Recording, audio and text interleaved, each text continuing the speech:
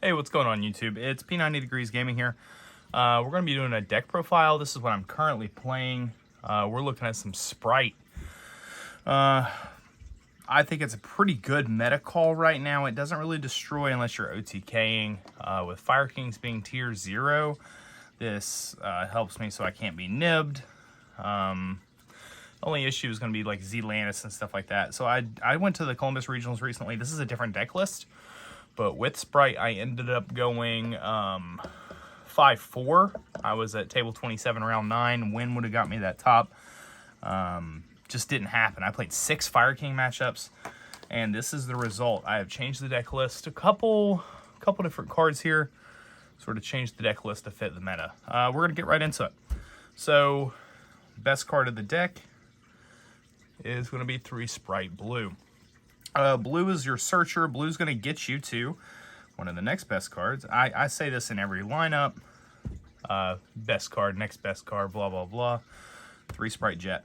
Jet's going to get you into your starter, going to get you into Gamma Burst if you're pushing for game, or Double Cross if you're trying to set up some interruptions. I play 2 more Sprites. I play Carrot and I play Red. I am only playing 1 of each. The only one I would up would be Red. I considered upping it to 2. I like the way it runs currently. I'm playing a lot of board breakers is why.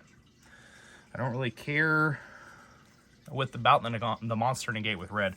You'll understand. Heart and Soul playing the draw phase. We've got our 3 starter, 1 smashers, 1 Gamma Burst, 1 Double Cross.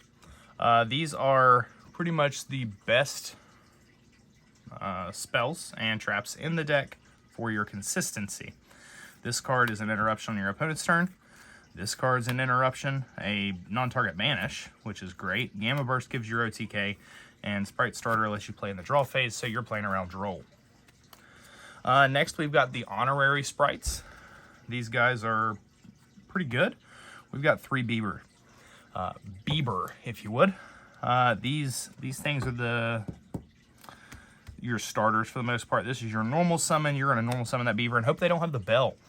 But if they do, we might have some responses. Next, now this is a little odd. I am playing 3 Angler. Yeah, shout out to the common there. I'm borrowing it from a buddy. I only had the 2 supers, but 3 Angler. You'll understand here in a few minutes why 3 Angler is probably the correct call. At Columbus, I was opening 2 of these all the time. And because of the deck choices, deck changes that I've decided to do, the 3 Angler is probably the best call right now. If you're wondering why I'm doing this sort of at a weird angle over here, I have a lot of glare. But if I move them a little to the left here, I'm in a much better spot. I'm going to leave these right here for now. I am playing 2 EMP Meow Mine. So with Spright, with your IP, with your SP, this card is just really, really good. I am doing the Ibly Lock, and we are playing 2 Melfies, 1 Penny, 1 Caddy. These cards help you set up those interruptions, set up those negates that we were talking about beforehand. To finish the monsters here, I am playing 2 Fenrir. I don't like 3, it's very bricky. 2 seems to be just about perfect. Nevertheless, 2 Fenrir is the correct number here. With all your 2s, you want to do something. Fenrir is one of those cards, if you're open, you're like, great. Special summon Fenrir and just sit on it. If you're worried about Droll, you wait to add last, which is what I generally do. And it gets you the brick out of the deck at that point. But just sitting on Fenrir at Columbus made them respond to that card. I'm just playing the 2 though. So now we get into what I consider the best part of the deck here. The underrated MVP for Columbus Regional was the Econ. I did play these in my list then. I'm going to continue to play these in my list now. This card is just an insane card. They want to imperm, they want to target, to negate. You're just going to chain that Econ, get your blue off the field, and then you still have the blue effect, and you're taking one of their monsters. It made them respond. And if they couldn't respond, you now had more link fodder, especially if it was like a link to IP SP. These cards were just great. This is why we are playing 3 Angler. We're playing 3 Super Poly. We're playing 3 Forbidden Droplet.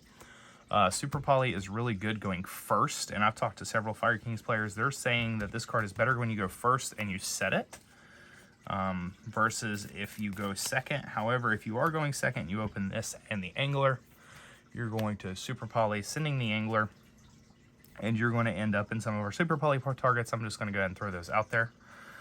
You're going to end up with your Mud Dragon, your Garura, or your Aqueist. These are the best 3 targets right now. You can play up to like 6, but these 2 do work.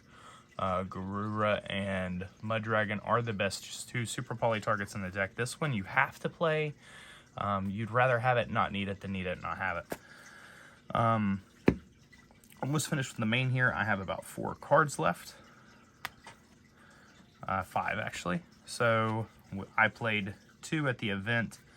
3 is the correct call. 3 talents. So talents is just overall good, especially if you're going first or second. If you're going first and they're going to try to hand trap you, it's a very hand trap heavy format, you're just going to talent. Most of the time I'm ripping. So the last couple games that I've played have been playing against my buddy who's playing Sword Soul currently. He is doing a heavy hand trap, and this card's very good. He likes the Bell on the Beaver. This is why we don't really care so much, because we're either going to rip or we're going to draw into what we need. 2 cards left. We're playing 1 Called By, and then 1 additional starter. We're playing Foolish. Sending that Angler with the Foolish is very nice. I have done it a couple times here. Just getting an extra brick out of your deck and being able to start your combo is just nice. And unless they have the Ash, this card right here is full combo. Unless they have the Ash, Imperm, whatever they have in their hand, they have to burn it. They've got to burn the Ash right there, because if not, you have full combo. You're sending the Angler. Angler's going to special 2 Beavers out, and now you have either Sprend or you have Gigantic is where I generally go. Gigantic effect, do the Ibly, and the Ibly that those 2 into Sprend, chain 1 Ibly, or chain 1 Sprend, chain 2 Ibly. They get the Ibly, you get the dump of the Angler, and 1 more body. And that's just 1 card. You still have 4 in your hand. So that's the main deck. Onto the extra. This is a pretty standard extra when you're playing Super Poly. I'm only playing 2 Gigantic. 3 would have came up very rarely though. Cat Shark is probably the best card. Melfi of the Forest for the Melfi engine, and then Mosquito. Mosquito is another one of those cards you'd rather have it, not needed. Because this card, when you get it on the field, it's just as good as Cat Shark. It's the negate, plus when it swings, they're burning. When Gigantic swings, they're burning, plus taking the damage. That card's the OTK. Cat Shark's the OTK. These are very nice.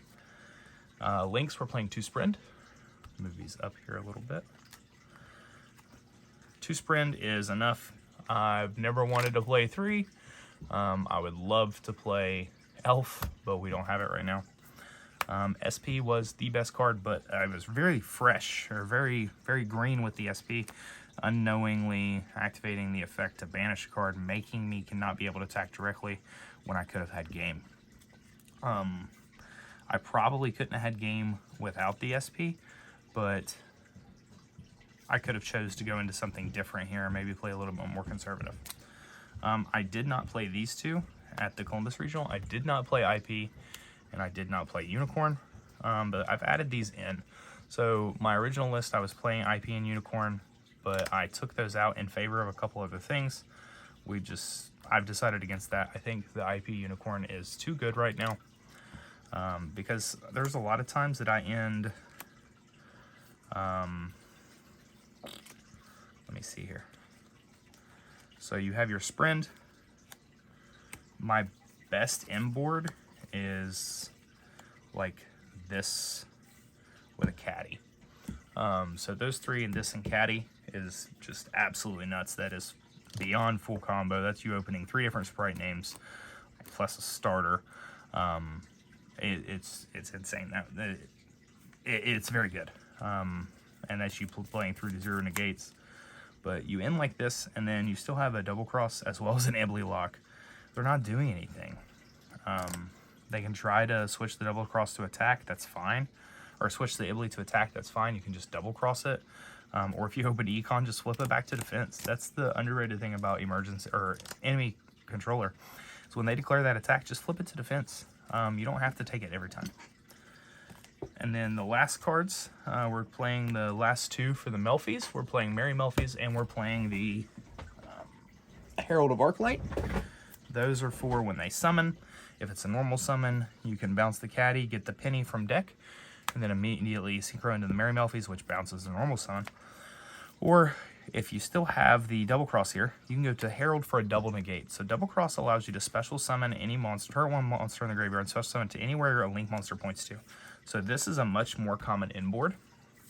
So if I do this, and then I Herald, I can double cross the Herald back, and now I have a double Omni negate. It's very nice. And then the last three of the extra are the 3 Super Poly targets we've already talked about. Very rare I've been going into Super Poly recently, but I haven't been able to go to another big event since Columbus. Last things aside here, and this is a side that I came up with while talking to a Fire King player. I have to play my time card. Other than that, I'm pretty free. So I'm playing 3 Thrust here. Thrust is very good. You can side it out for the Super Polys if you're not going to use Super Poly. You're going to play Thrust targets. You're going to play the Duster. You're going to play the Change of Heart. You're going to play the Mind Control. I just started putting this in here. Soul Release. You target up to 5 cards in either graveyard and banish them. You do not have to banish all 5, so if they crow one or whatever, this card's very good. I am still playing 1D Barrier, Voiceless Voice, Pearly. A couple other decks are still playing into this card. It's just really good. Cosmic Cyclones. I sided this in a lot, especially in Fire King matchups. When you get rid of the island, they're in a real tough spot. And this is my newest side card that I'm going to be trying out, is Silent Graveyard. Silent Graveyard is another way to proc your Angler. So during your turn, during your draw phase, standby phase, whenever, you could just pop them with the Graveyard, discarding the Angler. It shuts off grave effects, which would include your Angler. I do know that, but I don't know. It's just really nice. Generally, when you're putting these in here, I've taken 1 Droplets out in place of these, because Droplets is only going to affect the field, not the graveyard. And we're just, yeah, I can't play Soul Drain. I can't play stuff like that, so I'm going to play the Silent Graveyard. But that's it. This is my Spright profile for this format. Like always, comment, like the video. Let me know what you think. If there's anything you would change, give me suggestions. I'm always open to listen. Other than that, you all have a great night. Thanks for watching.